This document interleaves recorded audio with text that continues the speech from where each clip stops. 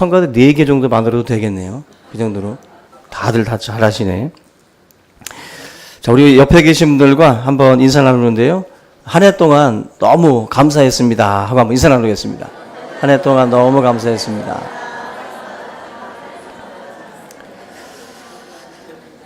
예, 한 해 동안 우리 모두가 다 함께함으로, 또 곁에 또 우리가 함께함으로 또 우리가 또 이 자리까지 오게 된 줄로 믿습니다.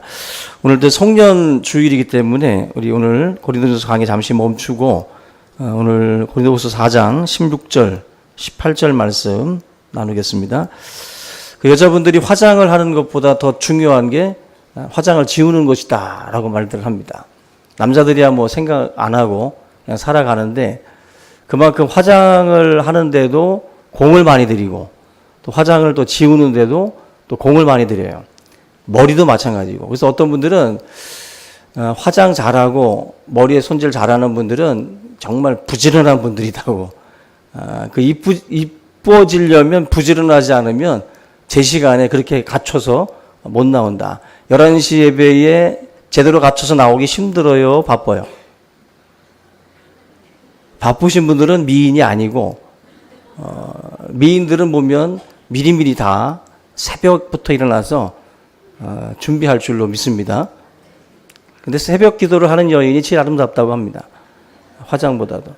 어쨌거나 그 모든 삶에 있어서 아름답게 시작하고 아름답게 뭔가를 꾸미고 잘하는 것도 의미가 있지만 화장처럼 잘 지우는 것, 뭔가 마무리들을 잘 끝내는 것, 이것이 무엇보다도 중요하다라는 것을 우리가 알 수가 있는데, 올 한 해를 저와 여러분들도 이제 마무리를 하면서 인생을 살다 보면은 뭔가 뜻하지 않았던 그런 또 일들이 벌어지기도 하고 크고 작은 실수들을 또 우리가 하기도 합니다.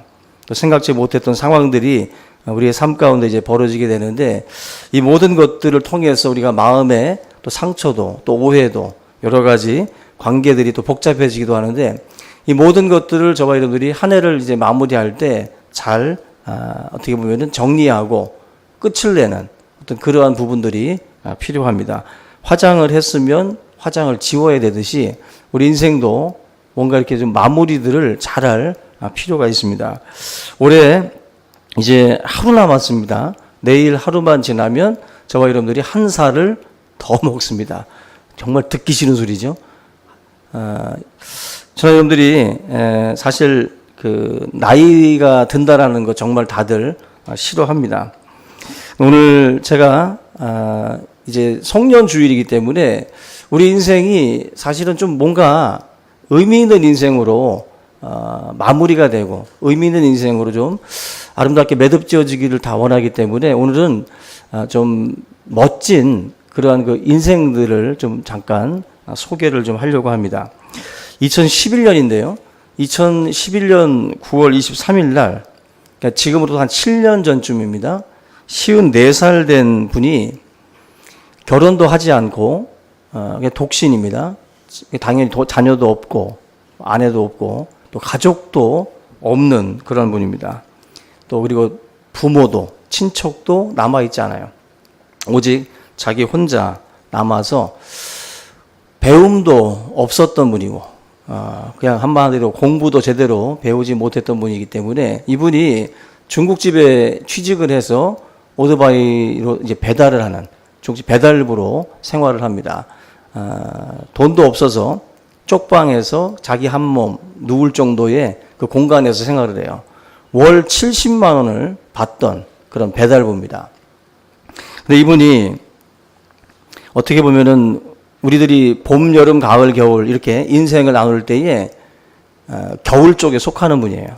정말 불쌍하고 정말 춥디 추운 그런 인생을 지금 지나가고 있는 분인데, 이분이 안타깝게도 중국집 음식을 배달하다가 승용차와 이제 충돌을 했어요. 충돌을 해서 병원으로 옮겨졌는데 25일 만에 사망을 합니다. 근데 놀라운 게 뭐냐면은 25일 만에 사망을 했는데 이분의 빈소에 이명박 대통령, 또 김일홍 여사, 또 나경원, 또 뭐 정동영 이런 정치인들이 그 그 빈소에 찾아와요. 우리가 죽어도 그런 분들 안 옵니다.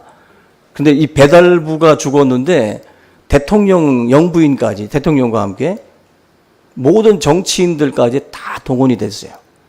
도대체 이 배달부가 누구이기에 이 많은 정치인들을 다 빈소까지 오게 했는가? 이분이 그 이름이 바로 김유수라는 분인데요.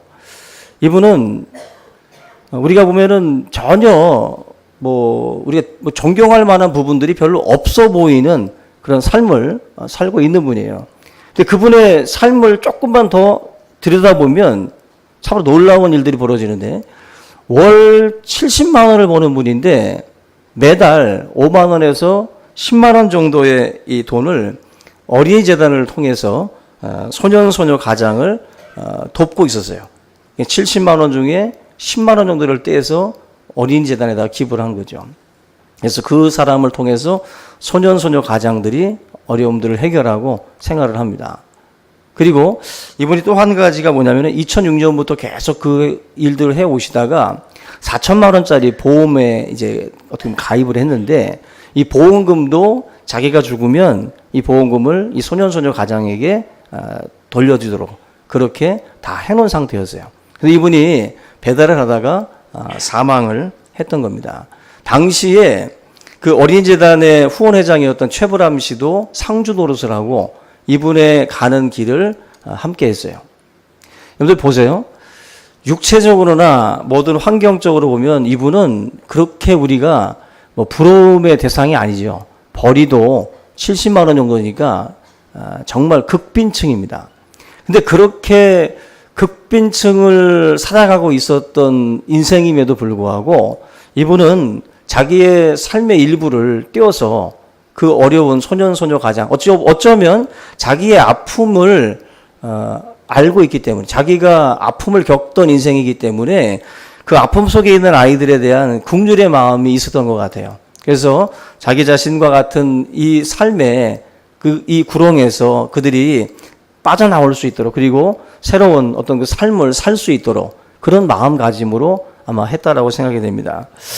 우리의 인생이 아름답게 사실 마무리되려면 뭐가 아름다운지를 알아야 돼요. 우리가 아름다운 게 뭔지를 모르면 자꾸 다른 쪽에 우리가 더 관심을 가져요. 그래서 참된 아름다움이 아닌 것을 위해서 저와 여러분들이 어쩌면은 거기에 너무 많은 투자, 너무 많은 생각들을 그 속에 쏟아붓는다. 만약에 70만 원이라고 하는 벌이를 가지고 있는 사람이 참된 아름다움이 뭘까? 참된 아름다움이라는 것을 이 사람이 몰랐다면 저는 이 사람은 굉장히 불평과 원망 속에 살았을 것 같아요. 부모도 없지요, 친척도 없지요, 가진 것도 없습니다. 뭐 하나 감사할 거리가 없었던 분이에요. 그런데 그 속에서 이분은 뭐가 참된 아름다움이고 또 참된 진리인지를 이분은 알았던 거죠. 그래서 그 작은 공간, 그 작은 소유 속에서도 이분은 그 아름다움이라고 하는 참된 아름다움을 향해서 자신의 삶을 드릴 수 있었습니다. 저와 여러분들에게 필요한 것은 소유가 아니에요. 우리가 사실 우리는 이제 항상 말하지만 이제 먹고 살 수 있어요. 나라에서 다 준다니까. 굶어 죽게는 안 하잖아요. 어떻게 보면 이제 먹고 살게는 해주잖아요. 우리가 이제는 뭔가 마음 가운데에 참된 아름다움이라는 게 뭔지를 좀 알고 그 아름다움을 추구하셔야 돼요. 진선미, 미스코리아 수영복 입혀놓고 앞에는 그게 아름다움이 아니라 정말로 하나님께서 아름다워하시는 것, 기뻐하시는 것, 그것이 뭔지를 우리가 알면 오늘 이 시간 저와 여러분들 감사할 수 있습니다. 감사할 수 있어요. 그런데 참된 아름다움을 모르면 감사가 없어요. 왜냐하면 그 참된 아름다움이 아닌 것을 위해서 우리가 이것도 필요하고 저것도 필요하다라고 언제나 원망 섞인 말들을 할 뿐입니다. 사실 우리 주위에는 무엇을 배웠다, 어떤 스펙들을 자랑하는 사람들이 굉장히 많습니다. 근데 무엇을 배웠다라고 하는 사람들의 삶을 들여다보면 이 김유수라고 하는 이분과 비교해 보면은 뭘 깨달았다라고 볼 수가 없어요. 뭘 안다라고 말할 수가 없어요. 오히려 그분이 70만 원 받고 배달부로 일했던 그분이 오히려 더 진리에 가깝게 나아간 분이에요. 우리가 책을 왜 읽고 왜 좋은 강연들을 왜 듣습니까? 뭔가 깨달으려고, 뭔가 진리 앞에 가까이 가려고. 사실은 책도 보는 거고, 그죠? 하나님의 말씀도 강연도 듣는 거예요. 근데 이 진리라고 하는 쪽에 학력은 좋은데 너무 멀리 있는 분들이 많습니다. 학력은 짧지만 가방끈 짧아도 진리 앞에 바짝 붙어 있는 분들이 있어요. 결국 진리는 학원이나 학교에서 배우는 게 아니에요.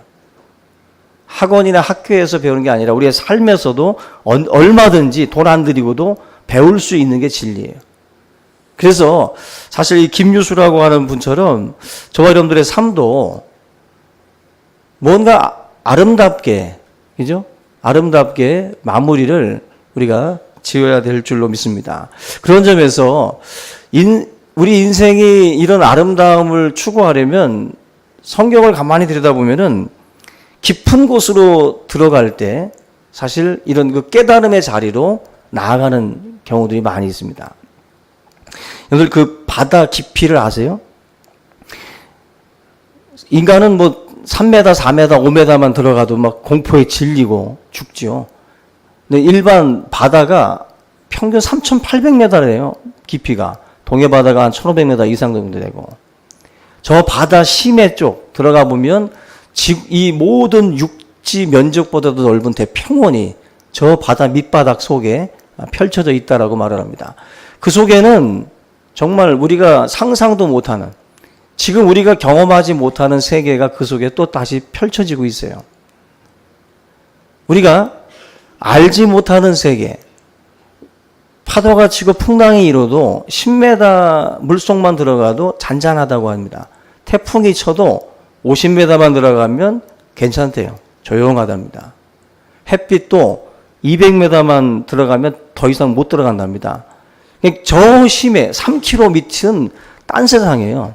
정말 우리가 생각도 못하는 그러한 상상할 수 없는 세계가 사실 저 밑바닥 속에 있는 겁니다. 그게 이제 우리가 흔히 말하는 깊은 곳이라는 거예요. 심해, 저 깊은 곳. 성경에 보면은 많은 성경의 하나님의 사람들이 깊은 곳에 가서 하나님께 부르짖는 이야기들이 많아요. 저 깊은 곳. 깊은 곳은 내 힘으로 빠져나올 수도 없고 내 힘으로 어찌할 수도 없는 그러한 공간을 깊은 곳이라고 합니다. 자기 힘으로 할 수 없는 거죠. 사울이라는 권력에 쫓기던 다윗, 그가 깊은 곳에 있는 거예요. 그 권력을 내가 무슨 힘으로 당해냅니까? 거기서 할 수 있는 게 뭐예요? 부르짖음이에요. 부르짖음. 하나님 앞에 기도하는 것밖에 남지 않습니다. 성경에는 이런 식으로 깊은 수렁에, 깊은 저 심해, 깊은 곳에 빠져 있듯이 자기 힘으로 나올 수 없는 곳에 들어가 있는 그런 인생들이 많이 있습니다. 대표적인 게 우리가 잘 아는 요나라고 하는 사람인데, 우리가 잘 아는 요나는 고래뱃 속에 들어갑니다. 그 고래뱃 속에서 3일 밤낮을 있으면서 하나님 앞에 부르짖어 간구해요. 그가 고래뱃 속에 들어가기 전까지 뭘 알지 못했습니까? 하나님의 뜻을 알지 못했어요. 하나님의 마음을 헤아리지 못했어요.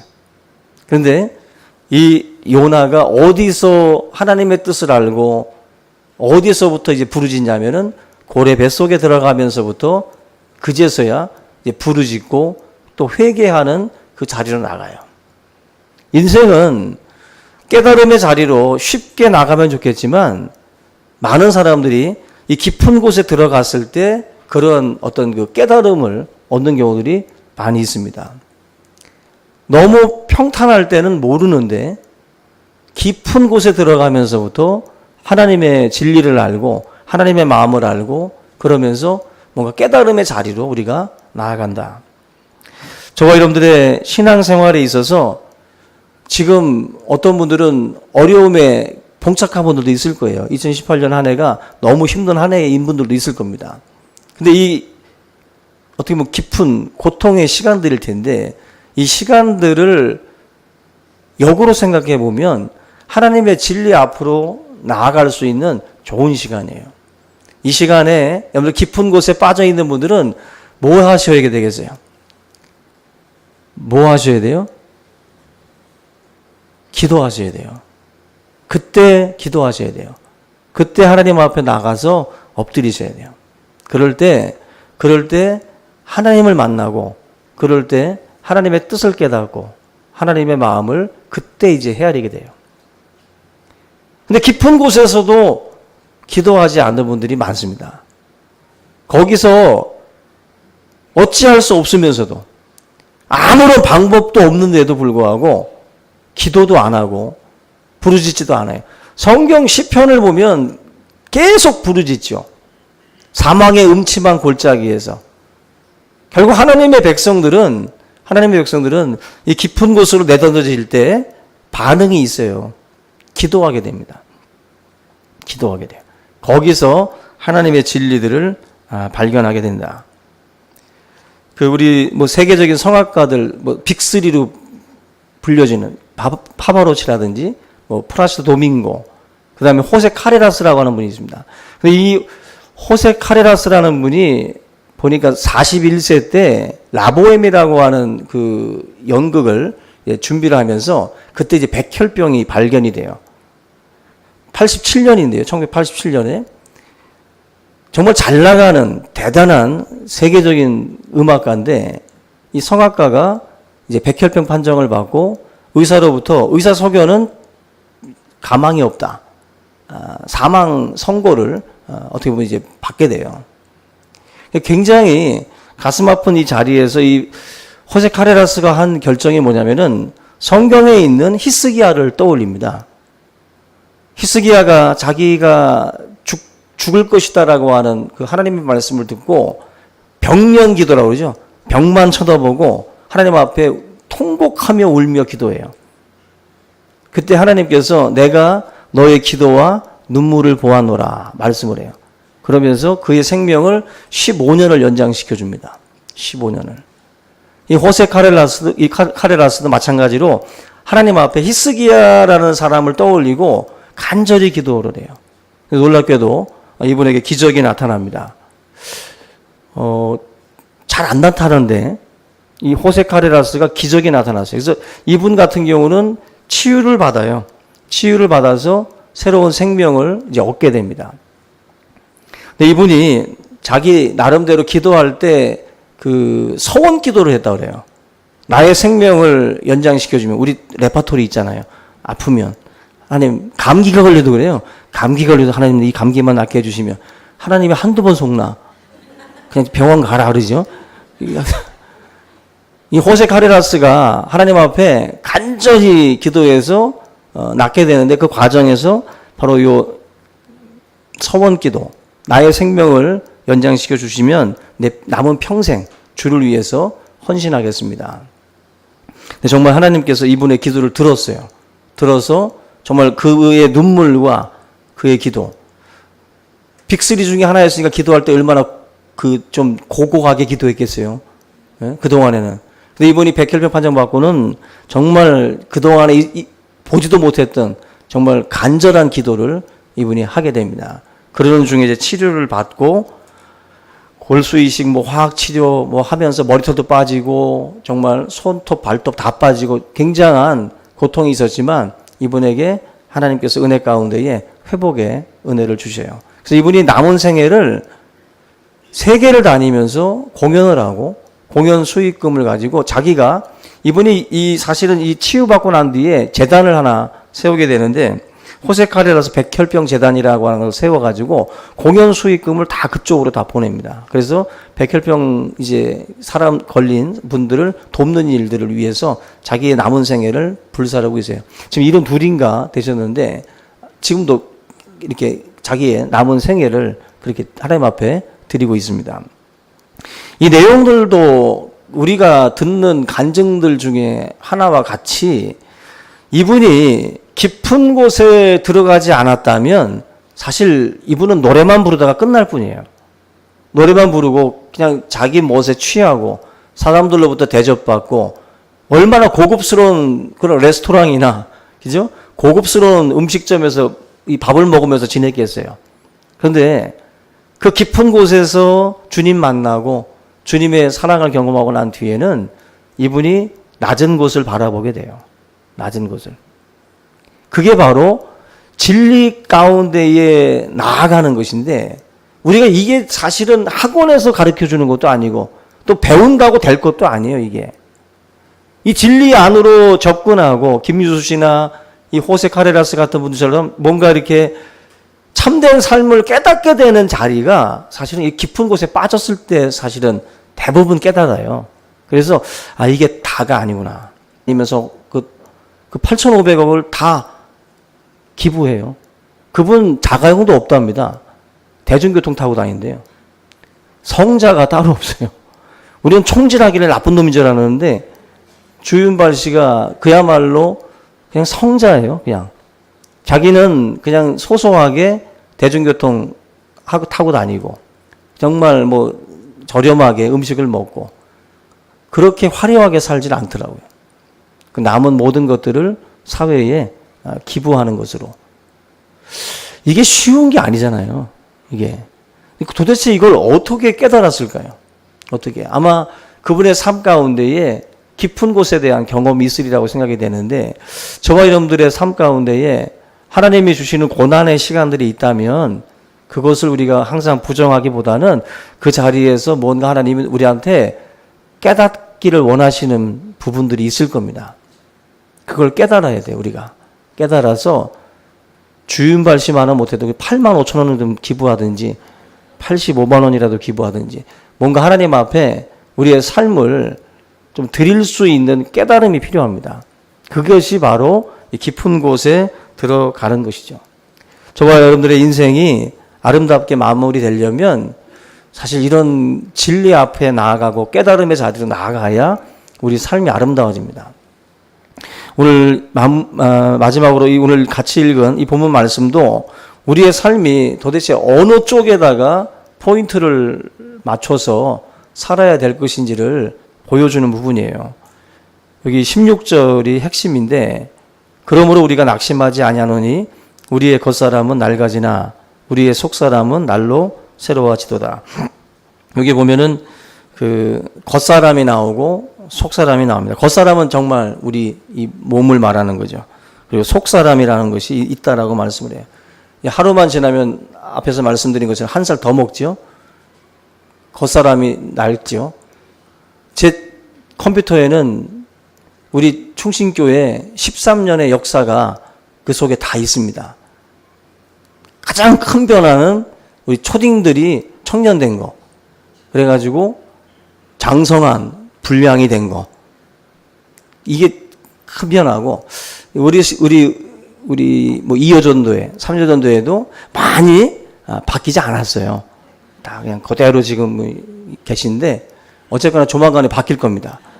바뀌는데 이 겉사람 육체는 보면 늙어요.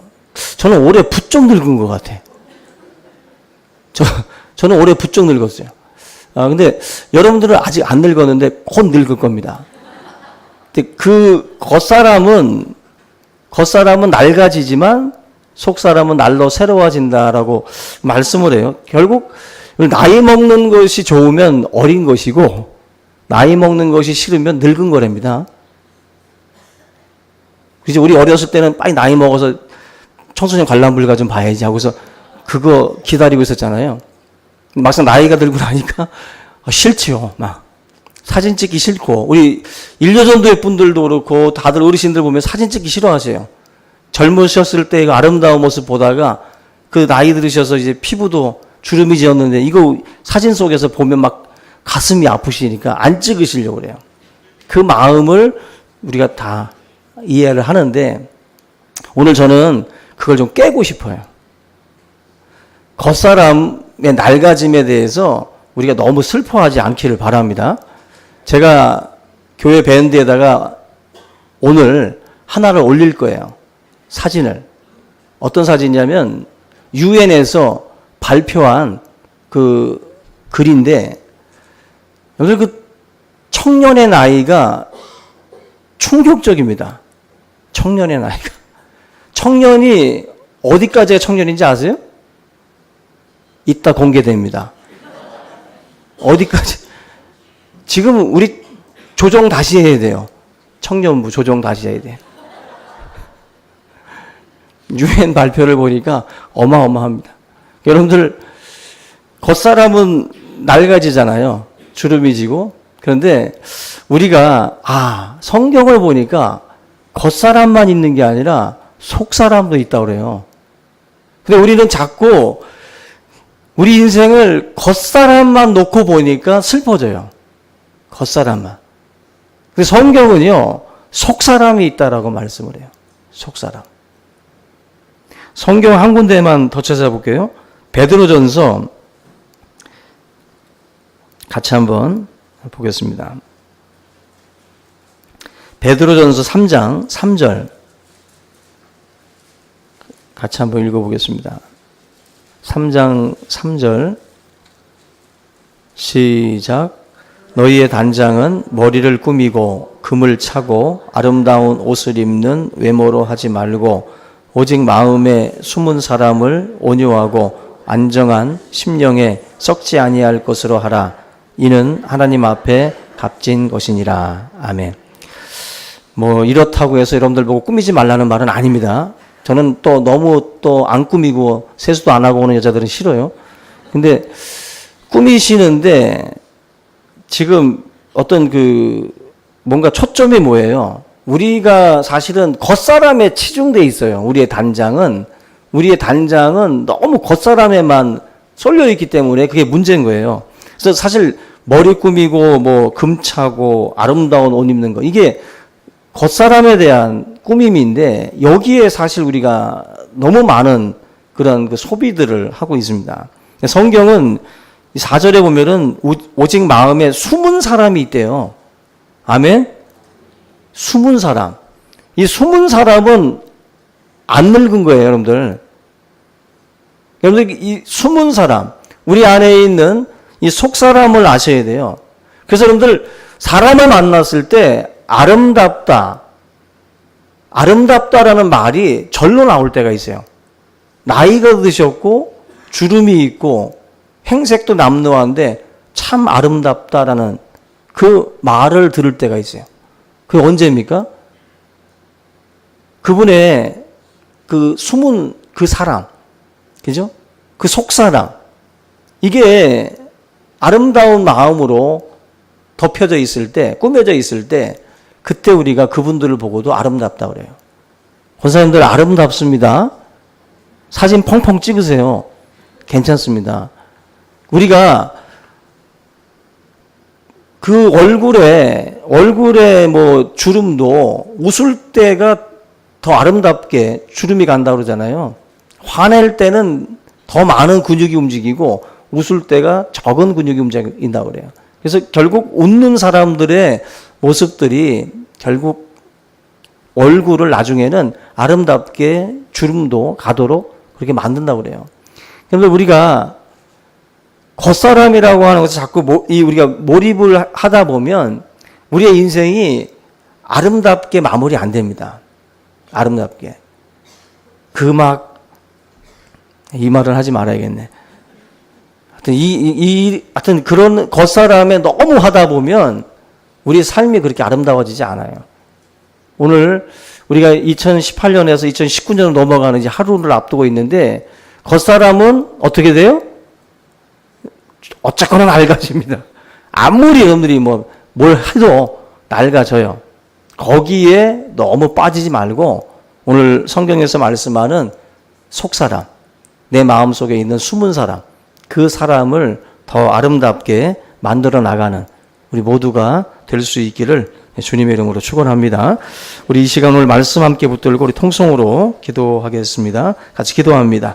살아계신 하나님 아버지 감사합니다. 오늘 이 귀한 시간 한 해를 마무리하며 우리가 주님의 말씀 앞에 또 서게 하시고 하나님 우리의 육체가 병들고 우리의 육체가 시들고 또 하나님 아버지 여러 가지 모습으로 변화될 때에 우리의 마음 가운데 낙심이 되고 또 우리 마음 가운데 상처가 될 때 하나님, 우리의 겉사람은 낡아지나 우리의 속사람은 날로 새로워진다고 말씀하셨사오니 하나님, 말씀과 기도 속에 우리의 속사람이 또 아름답게 변화될 수 있도록 주여 인도하여 주시옵소서. 은혜로운 삶이 되게 하시고 성령의 사람이 되어서 진실로 하나님께서 기뻐하시고 또 하나님께서 보시기에 좋았다고 말씀하셨던 우리 하나님의 형상들을 우리 모두가 다 회복할 수 있도록 인도하여 주시옵소서. 잃어버린 하나님의 형상들이 아버지 하나님이여 우리의 이 모든 삶을 통해서 다시 한번 회복되기를 원합니다. 하나님께서 우리 안에 두셨던 그 거룩한 하나님의 형상들이 우리의 삶을 통하여 드러나게 하시고 더욱더 아름다운 모습으로 나타날 수 있도록 인도해 주시옵소서. 감사하고 예수님의 이름으로 기도합니다. 하나님 아버지 감사합니다. 한 해를 마무리합니다. 우리 모든 주의 성도들 날마다 새로워지게 하시고 날마다 하나님의 뜻을 또 받들며 살아가는 또 귀한 삶이 될 수 있도록 인도하여 주시옵소서. 우리의 겉사람은 낡아지더라도 우리의 속사람은 날마다 새로워지는 줄로 믿습니다. 살아계신 아버지 하나님, 2019년 우리의 숨은 속사람들이 더욱더 아름답게 변화될 수 있도록 인도하여 주시고 주님의 기쁨이 되고 또 하나님 아버지 선한 열매들을 더 많이 맺는 귀한 삶이 될 수 있도록 역사하여 주시옵소서. 감사하고 예수님의 이름으로 기도하옵나이다. 아멘.